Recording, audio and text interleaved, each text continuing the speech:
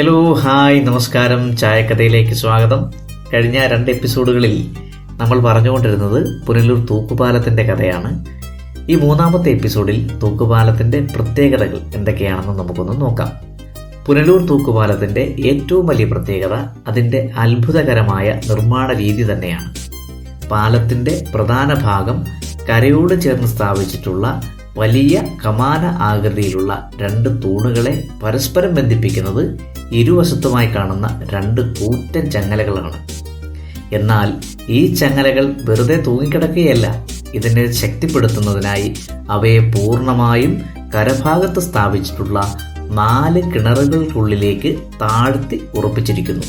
കൂടാതെ പാലത്തിൻ്റെ മധ്യഭാഗത്തെയും ഇതേ രീതിയിൽ കരയുമായി ബന്ധിപ്പിച്ചാണ് ഇതിന് അസാധാരണമായ ബലം നൽകിയിരിക്കുന്നത്. ഒന്ന് ആലോചിച്ച് നോക്കൂ, നൂറ്റാണ്ടുകൾക്ക് മുമ്പ് പണി കഴിപ്പിച്ചൊരു പാലം ഈ കാലത്തും നല്ല രീതിയിൽ ഉറപ്പോടെ ഒരു അത്ഭുത പ്രതിഭാസമായി നിൽക്കുന്നു എന്നത് തന്നെ ഈ എഞ്ചിനീയറിംഗ് വൈഭവത്തിന്റെ പ്രത്യേകത ഒന്നുകൊണ്ട് മാത്രമാണ്. പാലത്തിലൂടെയുള്ള യാത്രയും കൗതുകകരമാണ്.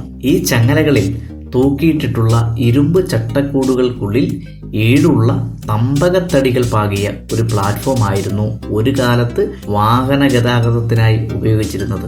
ഈ വിസ്മയ നിർമ്മിതിയുടെ 20 അടിയോളം വീതിയിലും 400 അടിയോളം നീളത്തിലുമായിരുന്നു വാഹനങ്ങൾ സഞ്ചരിച്ചിരുന്നത്. ഈ തൂക്കുപാലം വെറുമൊരു സഞ്ചാരമാർഗം മാത്രമായിരുന്നില്ല, അത് 2 നാടുകൾ തമ്മിലുള്ള സാംസ്കാരിക കൈമാറ്റത്തിന്റെ കവാടമായി മാറി.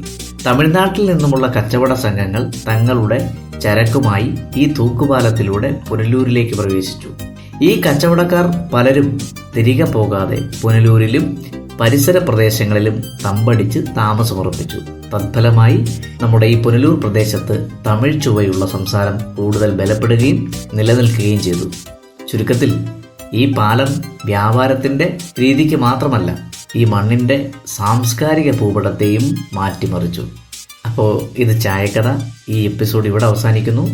അടുത്ത എപ്പിസോഡിൽ തൂക്കുപാലത്തിൻ്റെ കൂടുതൽ വിശേഷങ്ങൾ പങ്കുവെക്കും.